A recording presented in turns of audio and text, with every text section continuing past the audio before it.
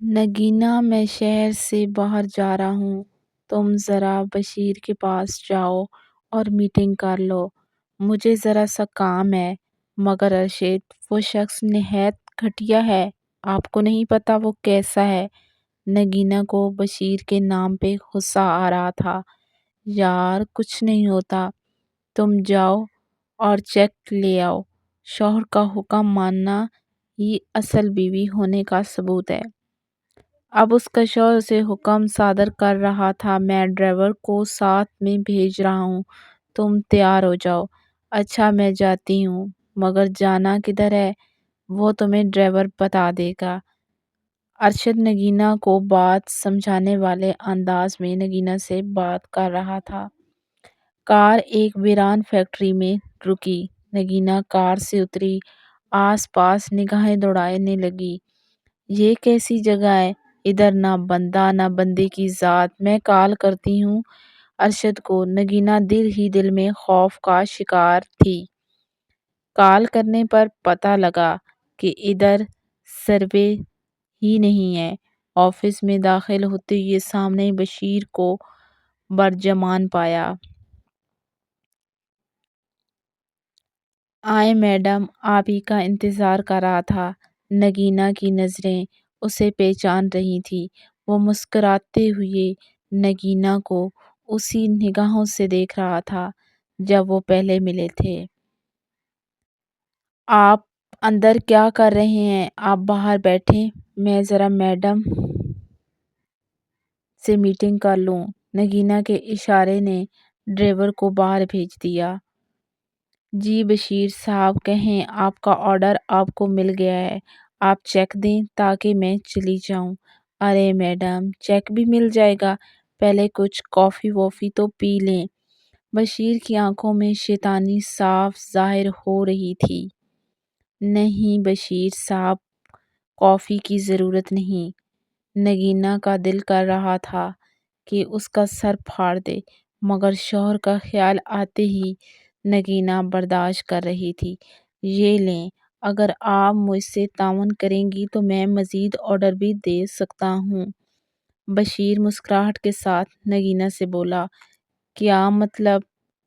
محترمہ، مطلب کو چھوڑیں، یہاں آپ کے اور میرے سوا کوئی نہیں ہے، اور کسی کو پتہ بھی نہیں لگے گا کہ بشیر چیک نگینہ کے ہاتھ میں چیک پکڑاتے ہوئے ہاتھ پکڑ کر اپنی کرسی سے اٹھ کھڑا ہوا۔ دیکھیں بشیر صاحب، میں آپ کو بتا رہی ہوں، بہت برا ہوگا آپ کے ساتھ، دور رہیں مجھ سے۔ نگینہ 2 قدم پیچھے ہٹتے ہوئے شدید غصے کی حالت میں تھی۔ تمہاری وجہ ہی سے تو میں نے بزنس کیا تھا تمہارے ہسبینڈ سے۔ جب سے تمہیں دیکھا ہے نا، اسی دن سے تمہارے حسن کا دیوانہ ہو گیا ہوں۔ تم سوچ بھی نہیں سکتی کہ میں تمہیں کیا کچھ دے سکتا ہوں۔ چھوڑ دو ارشد کو۔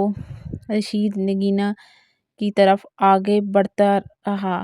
نگینہ کی پیٹھ دیوار سے لگ چکی تھی اور مزید پیچھے نہ جا سکتی تھی۔ بکواس بند کرو، میں چیخ کر سب کو اکٹھا کر لوں گی اور ارشد کو تمہاری اصلیت کا بتا دوں گی۔ ارشد مجھے کیا کہیں گے؟ ارشد نے مجھ سے ادھارے بہت پیسے اٹھا رکھے ہیں، وہ میرا کچھ نہیں بگاڑ سکتا۔ رشید کی شیطانیت عروج پر پہنچ چکی تھی۔ رشید، میں تمہاری بیٹی کی عمر کی ہوں۔ نگینہ اب رونے لگ چکی تھی۔ رشید نے نگینہ کی کمر کو تھامتے ہی تھا کہ نگینہ نے زوردار تھپڑ گال پر رسید کرتے ہوئے اس کے 14 طبقات روشن کر دیے اور اسے دھکا دیتے ہوئے باہر نکل گئی۔ اب تمہیں میں بتاؤں گا۔ رشید بولنے کے بدلے کی آگ میں جلتا ہوا اپنی گال پہ ہاتھ رکھے نہایت غصے میں لال پیلا تھا۔ ارشد، اس نے مجھے چھونے کی کوشش کی ہے۔ نگینہ ارشد سے کال پہ بات کرتے ہوئے رو رہی تھی۔ اس کے آنسو تھمنے کا نام ہی نہیں لے رہے تھے۔ بلک بلک کر روتے ہوئے سارا قصہ ارشد کو بتانے لگی، اور اس کی یہ مجال کہ اس نے تم سے ایسی حرکت کی کوشش کی ہے، تم کال کاٹو، میں کرتا ہوں اس کا بندوبست۔ رشید صاحب، اتنی بھی کیا جلدی تھی آپ کو؟ ایک دو ملاقاتیں اور کر لیتے۔ تمہاری بیوی نے مجھے تھپڑ مارا ہے، اب تم دیکھنا کہ تمہارے ساتھ کیا کرتا ہوں۔ رشید انتقامی انداز میں ارشد سے شدید تلخ لہجے میں بات کر رہا تھا۔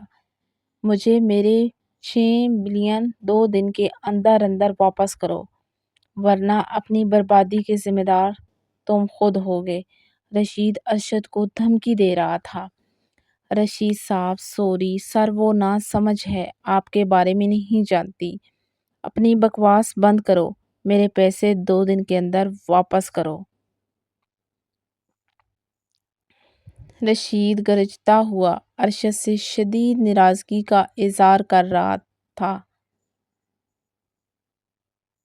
نگینا، جلدی سے آج ہی گھر آ جاؤ، بہت ضروری کام ہے۔